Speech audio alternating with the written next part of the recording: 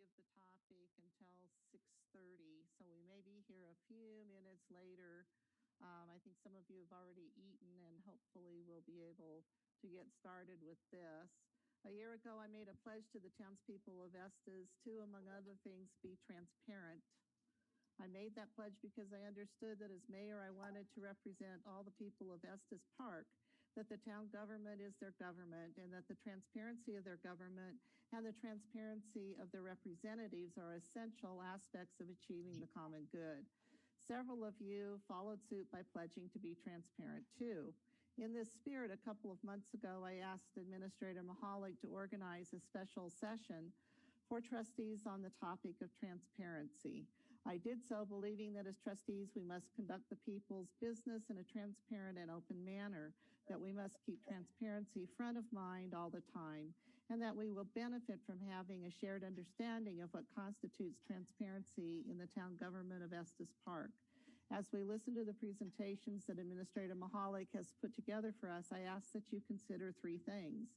In town government, what is and is not transparency? How will the information we're about to receive help us as representatives of the people develop a deeper and shared understanding of transparency and how best to do the townspeople's work in a transparent and open manner? And the third thing is, what might each of us do to engage with them about inherently transparent nature of their Estes government and those of us who are part of the process of government. So let's dig into this topic, and thank you to the staff for putting all of this together. Thank you, Mayor. That's a wonderful introduction to what we're here today to discuss. Staff has put together a quick presentation, and we will be brief, and I will cede my future study session and town administrator comment time to this as well. I don't have anything today, so we should have plenty of time. What we have today is really a collection of different items dealing with transparency. Attorney Kramer is going to go through the fundamentals of the open meetings and open records law. That's really the foundation for all of our transparency efforts. Those are the legally required transparency items. Jackie's going to talk about how we take those legally required procedures and policies and actually make them happen from town staff standpoint and ensure that the board is always adhering to those legal mandates. Kate will talk a little bit about how we get information out to the public through our many different channels and how we're transparent with our information. And then I'll go through some of the additional kind of enhancement items that we provide from a transparency standpoint.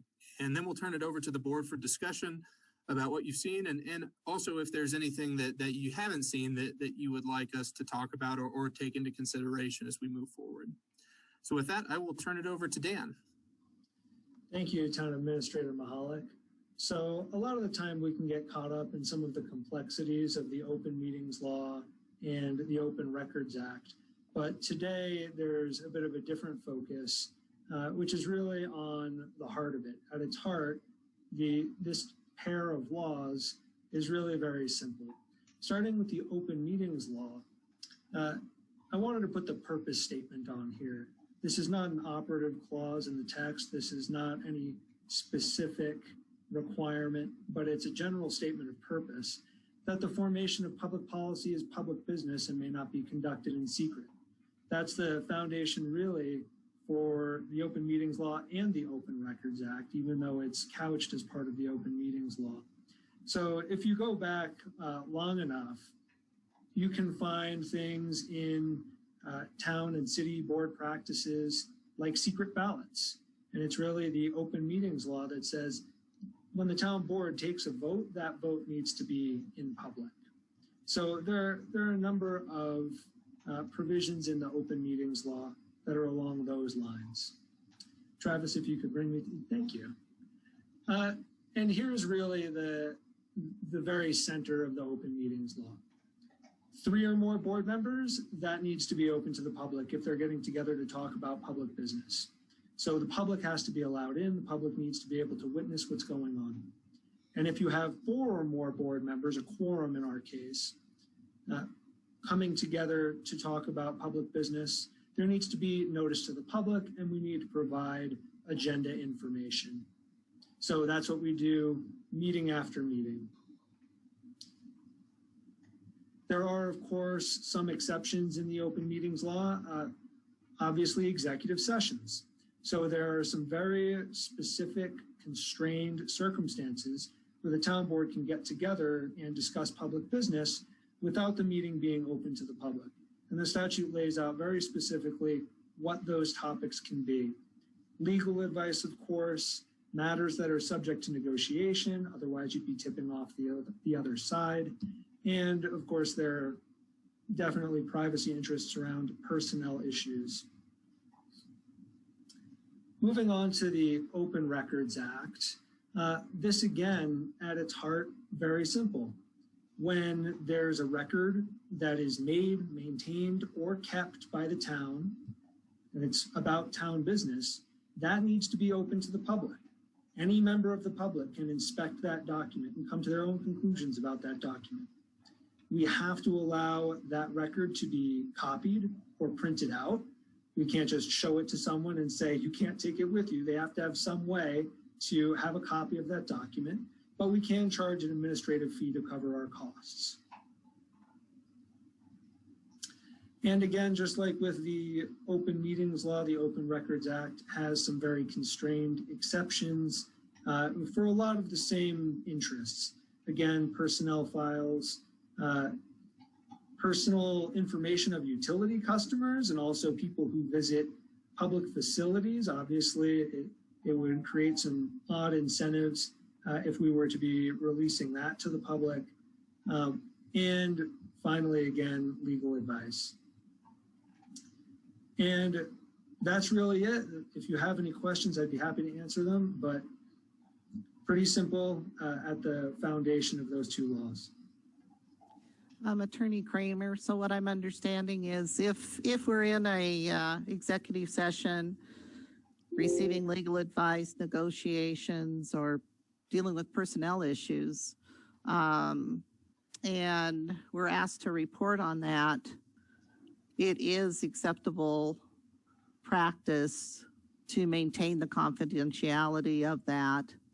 And it really isn't a personal choice of the trustees to decide not to maintain that confidentiality. Is that true? That's true, Mayor. Okay, so it is acceptable to say I have no further comment. And when speaking with the press and being pushed to talk about things that we have been told are should be kept in executive session. Yes, Mayor, particularly on legal advice. If the town board were to waive attorney-client privilege, that's something that would need to happen formally, that would take formal action and a vote of the board. Okay, thank you. Does anyone else have a question? Okay, let's move ahead. Thank you, Attorney Kramer. All right, so we're going to move into our own a little bit more detail about how we adhere to those laws and the other things that we do. So I'm going to pass it over to our town clerk, Director Williamson, who will go through what they do on a daily basis to implement the open meetings and open records laws. Thank you, Travis. Hopefully, can you all hear me? Yes. Okay, good. So just wanted to kind of review what we do to make sure that the board is meeting these laws on a daily basis. Those, as Travis stated, we are the office that really focuses on that day-to-day operation in meeting those. So one of the main things that we do is we make sure that we provide that full and timely notice of all of your meetings as required by the state law, which does require at a minimum that we post your agendas 24 hours prior to any meeting that you may hold in which you are going to be making decisions, such as your town board meetings, or just even having these discussions like the study session where you may be gaining information to make a decision in the future. That is also important for you to note that we keep a board meeting calendar on the website now, both on a physical calendar as well as in written format. And that's to provide that information to the community as well as the different meetings that you may be attending. It's important because you may attend an offsite meeting that you've all been invited to, where that information that you may obtain at that meeting may be used at a future meeting for a decision you may make. So it's important that we post those notices that you may attend some of these meetings that are not your meetings, but may be held by, let's say, the hospital board, for example, and they invite you all to come and hear about an issue that you may then take information back and make a decision. So we keep those calendars up to date. They're on our website. And so are the agendas for all the meetings. We also work pretty closely with the other departments who facilitate some of your advisory boards, such as your Parks Advisory Board or Transportation Advisory Board, planning commissions, to make sure that they understand these rules and regulations and are also posting those agendas on our website, and making sure that our other boards, like our Planning Commission, Board of Adjustment, Board of Appeals, are also having that timely notice. We've also, besides just the agendas, we now post all of your packet material on our website for the public, as well as your meeting minutes and your after action report. The after action report is important for the community. As, for example, tonight's meeting, we will hold tonight's meeting. That after action report will be completed and uploaded the next day so that the community can go and see what action the board actually took that night before the minutes are done. As you all are aware, the minutes are put together and turned around for the next packet, so they're not always ready right after our meetings. That after action report has become really helpful, I think, for the community in knowing what you all are doing and what action you took at those meetings without having to actually participate in the meetings if they're not able to. What also we find to be an invaluable tool through our Laserfish workflow and document management software is our ability to now have a public portal online where all of our records can be kept and those that are public records can be accessed. This also has provided a lot of additional transparency over this last year, at least in the clerk's office. We've been making a concerted effort to get all of your minutes, even trying to go back and start scanning our old ordinances and resolutions and get those online for the public. So that's been a huge effort that we've taken on, and I think it's been able to provide the public with a lot more access to your records and understanding of what you all are doing, as well as past boards. As Attorney Dan stated with executive sessions, he kind of gave you a good overview of that. But a couple of things I wanted to touch base with on executive sessions is you can't just go into executive session without doing it through either a regular or a special meeting. So those, again, have to be noticed, and we do that through that public notice process. We have to announce that topic so that it is known to the public why you're going into an executive session. And there are several topics that it is limited to. I've listed them there for you as well as for the public. And you have to go into executive session with a two-thirds vote of the quorum that are at the meeting. So those are all very important aspects for the public to understand too as it relates to those executive sessions. Again, it's important that you note that we do that through that timely notice so that everyone is aware that you're going into executive session and what that topic is, or what that executive session topic is. Okay. So anyone have any questions? Of course, I have one. And I don't know if it's for Town Clerk Williamson or if it's for Town Attorney Kramer. Do the laws, codes, and rules concerning transparency apply equally to all statutory municipalities in Colorado? And if they don't, what are the key points of the departure between Estes Park and other municipalities?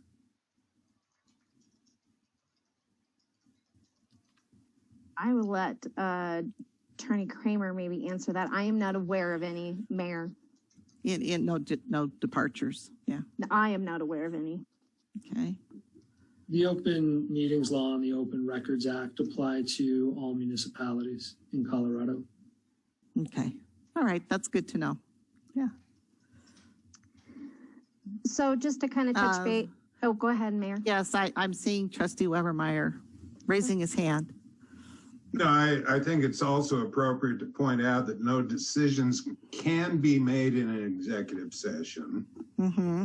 And my prior experiences before going into executive session, and it may have been more a function of just cutting everybody some slack. I don't know whether it's a requirement, notification, whether a decision will follow the executive session, or whether it just let everybody go home because we had something better to do. So that one I wasn't clear on. I think the first piece is key to that executive session point of view. Yes, Trustee Webermeyer, that is an important fact to be noted to the public, that the board cannot make a decision in executive session. They would have to come physically out of that executive session meeting, establish the regular or special meeting, and then take action if any action were to be taken. We've been pretty cognizant about trying to let the public know whether or not you all are going to come out of executive session with any action, just so that they are aware if the meeting, if they want to, basically stick around for the rest of the meeting, or if they can leave that meeting because you're not going to have any additional action. So we try to let people know that up front, and that's why the mayor usually will announce that. Mm-hmm. Yeah, that announcement's made, and that's a good point. Yeah. We usually leave the board meeting actually open until we come out of executive session, and then we formally close that meeting. Yes. Any other questions? Okay. I don't know if Kate was going to speak tonight. I was told you might be giving us some information, or is that for the next go Yeah, around? Mayor, no, it's for this one. We're not quite done with, Jackie's got a couple of more items. Oh, I thought you were done, Jackie. I just have a quick overview for you all on the open records. I want to make sure that both the board and the public are aware of our open records and how we administer those. So we do follow the open records law. Again, we feel that our new records portal has really helped with our open records, because a lot of the documents that we've been requested or have been requested over the years really are those agenda materials, packets, meeting minutes, and those kinds of things. So we have seen a decrease in those, but we do have a formal open records request process that we've actually made electronic. It is available on an online request form on our website, which makes it very easy for the requester. They complete that form. That form is then sent to the clerk's office. We, again, are kind of the hub for these open records requests, because there is a limitation on the timeline. We have 72 hours to respond, 72 business hours, let me be very clear, okay. Business hours, to respond to an open records request, and either fulfill that records request or make sure that we're getting back to the requester to let them know what kind of records we have and whether or not they want to move forward. Sometimes these open records requests that we receive are very large and do require significant staff time. And so we always want to make sure that the requester wants to move forward because there is a cost to that staff time for those large requests. The first hour of a request is free. After that, it is there is a staff charge for our time. So we do run that through the clerk's office. That request form comes to us, and then we disseminate it out to the departments that may be impacted by that request. And then we, continue to run through that process, getting that information to whoever that requester is. What I would like to note, though, is that sometimes we get requests that are very nominal. They want a copy of something that's very quick and easy for us to get to them. We won't make them go through this formal request process for something like that. We will do it, though, when we have for sure to document any kind of a legal issue that we might have. we want to make sure that we know who got what information, so that in a legal situation, we are very clear on who has what information through our open records process. Again, that's all been made electronic through our Laserfish process. It's been another additional way that we feel that we've been able to help the transparency and to fulfill these open records requests through the open records law. So if you have any questions on that piece, I can answer those for you. Is there any questions? Nope, I think we can move ahead. Thank you. Thank you. Well, good evening, Mayor and trustees. Good to see you all this evening. Town Administrator Mahalik asked me to go through some of our primary communication channels for the town. And I know you've seen this list before during orientations for trustees, but I'll go through it pretty quickly and highlight some of the major things. And also please just stop me at any point if you have any questions. You know, Town Clerk Williamson and also Attorney Kramer have brought up our website, and I think this is just one of the most important resources that we provide to the public. It is over 500 pages of access to nearly endless information about the town, and it leads to other platforms that are so helpful, like the public records portal that Town Clerk Williamson mentioned, and codes, and even the email access for the trustees and the planning commission. So it's just an invaluable resource, and we're very proud of it. It gets something like 27,000 page views per month. So it's a heavily used resource and something that we put a lot of effort into maintaining. So very important, and even more important during the pandemic, we have found. Moving along to social media. This has really grown over the years, and the primary pages for the town are Facebook, Twitter, and YouTube.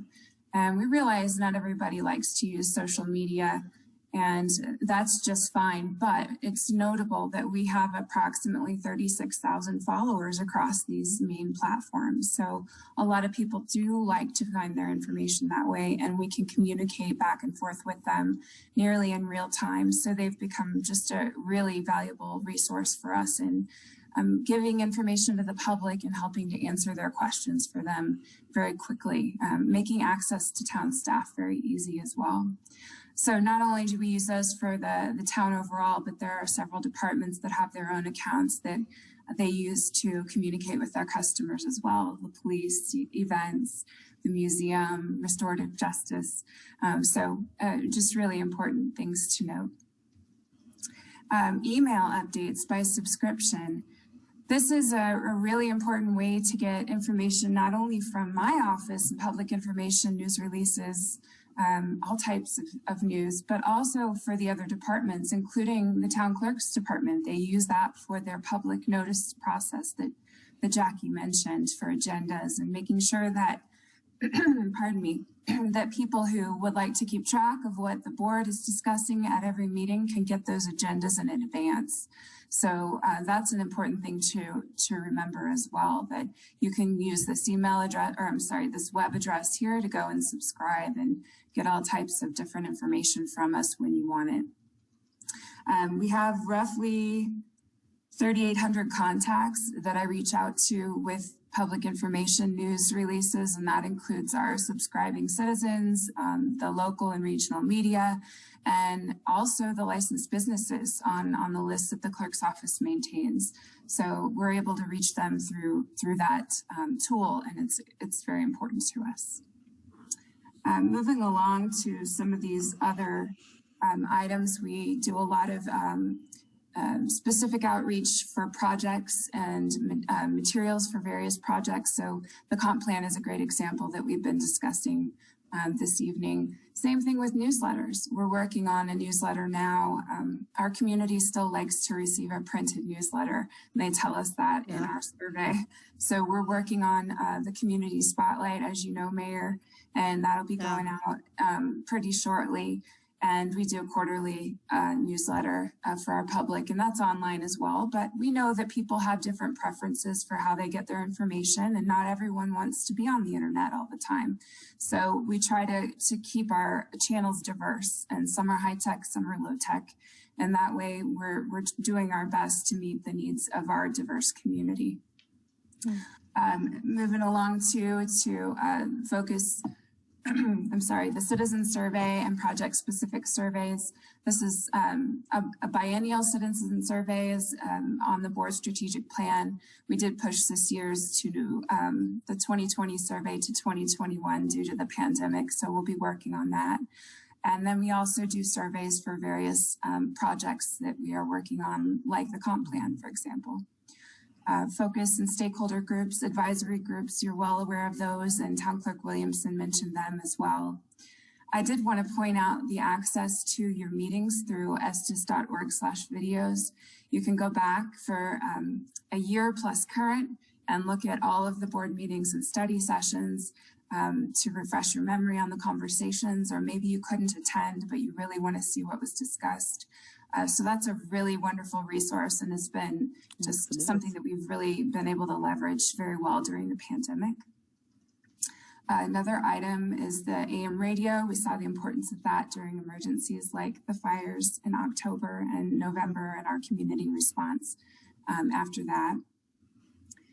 Phone line, another low-tech option that we stand up when we need it for emergencies.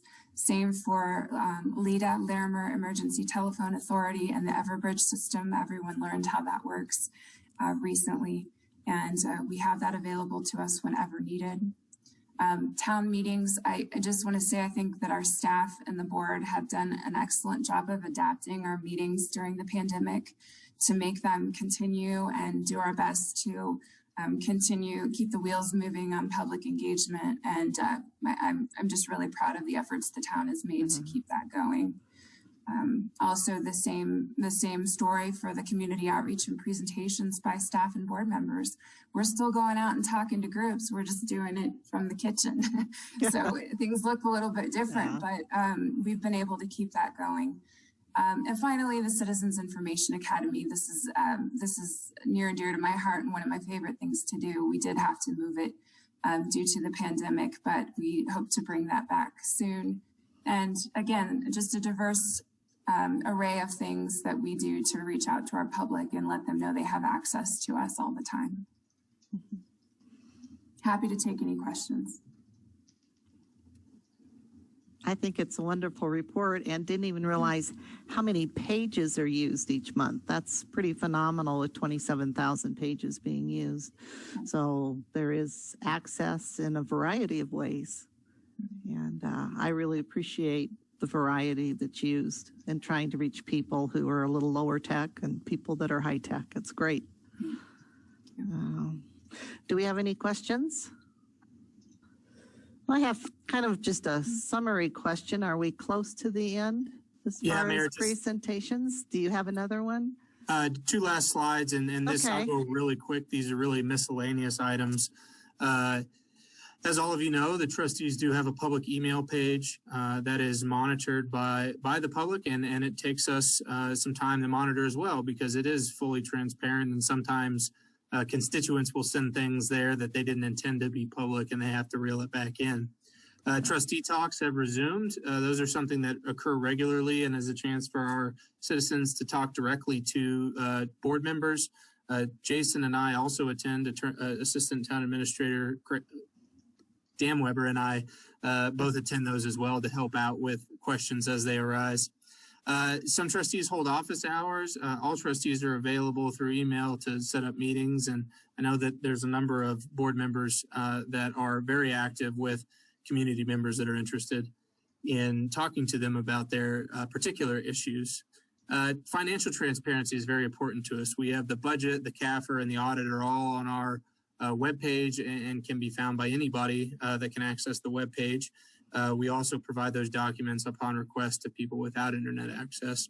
We do a monthly sales tax report and a monthly economic dashboard that track how things are going in a number of critical categories, and we push those out publicly as well as post them to our site. Development plan tracking is often a hot button topic. You can get a weekly update on what the development plan status is by going to our website and the community development's website. We do that both online, and we've started to do physical postings as well with signs on land that is being developed or has a development review pending. Lastly, and I think it's important to note this, that we do stream and record board meetings for easy access. There are a lot of things that you can make complicated and slow if you just adhere to the letter of the law of open meetings and open records. And I think staff and the board all take great pride in the fact that we aren't slavishly devoted to those slow mechanisms. We're very responsive. Even when it's not the answer that somebody wants to hear, we get answers to people quickly. And that's something that we endeavor to do as much as possible. So I do think that it's important to note that while those open meeting and open records acts are kind of the baseline, we really try to go above and beyond whenever we can to connect residents and visitors and anybody who's interested really with relevant data, whether that's through the website or through one-on-one interactions. And I would say that the vast majority of time, we're successful in doing that. And Mayor, that concludes staff's presentation. I appreciate everything that was done. Are there any questions? It's really good to hear that summary. I think when we heard some of this at the very beginning of our terms, there was so much information coming at us, we didn't really know what to focus on. So I think this is a good refresher for all of us. And what I'm hearing you say is that since the laws, codes, and rules concerning transparency, such as the Sunshine Law, freedom of information processes, notices of meetings, limits on interactions between trustees, and so on, they're in place and they're being followed, you feel the operations of the town of Estes Park is considered transparent? Mayor, my professional opinion as your town administrator is that this is a very transparent organization. And I would put us up against any other organization in the state of Colorado in terms of our transparency. We're always, that being said, we're always open to improvements. And so if there are specific items that people would like to see more transparency on, we're certainly open to hearing those. Now, there's some things that we're just, Dan went over a few of them earlier, attorney-client privilege, executive session materials, personnel. There's some things we cannot and will not be, open about with the public, and those are really limited in circumstances, but they do exist, and it would be disingenuous to glaze over those, because oftentimes those are the things that people are interested in, right? When somebody gets fired, especially in a small town, when someone gets fired, everybody wants to know the details. We've seen this happen time and time again, and those details are not accessible, and 9 times out of 10, not appropriate for a board to waive that privilege in the executive session. So I do think there are areas that we can improve, certainly, and we're open to feedback always, but I do think the town of Estes Park does an exceptional job at being open and transparent with the data that we have and the information that we have. Okay. Yes, Trustee Youngland. I just wanted to thank staff for a great presentation, and you hit it on the head, Mayor. It was nice to review this as you're going through all the training coming in to represent our constituents as a town trustee. It is a little overwhelming at times, so it was nice to have a recap, and I certainly hope that the public found it informative as well. So I just kudos to you guys. Okay, any other comments? I won't ask for a show of hands, but I do wonder whether I'm the only person here who's curious about how this session will be reported on in the local media. So I'm hoping that they are here for that. And Town Administrator Mahalik, Attorney Kramer, Town Clerk Williamson, and Public Information Officer Kate Rush, I thank you very much for moving us forward to a greater understanding of what constitutes transparency in the town government of Estes Park. You've given us many takeaways, and I'll mention 3 of them. Since the government of Estes Park was formed by statutory rule, then state laws and related codes and rules are the basis for considering the town's transparency. Specific statutes enable transparency by defining roles and responsibilities, ensuring the meetings are open, providing for meetings during which confidential matters are considered, providing ready access to information, notifying people about meetings, empowering participation in meetings and processes such as the development of the strategic plan and the annual budget, limiting the nature and frequency of interactions between trustees, and more. Regarding the town government, the presentations did help clarify what transparency is and is not, and I hope each of us will use this information to advance the common good here. In closing, please know that although the purpose of this session has been met, a shared understanding of transparency, the work of being transparent just never ends. Looking ahead, you can count on me to increase transparency by seeking ways to increase participation of townspeople in their town government, especially annual strategic and budget planning. Collect and share data with the townspeople about the impact and effectiveness of the work conducted on their behalf by the town government. Seek a broad support for longstanding and resolved issues, and ensure plans and proposals are accessible and understandable. I want to thank you all again for taking the time from your very busy schedules and providing us this information. And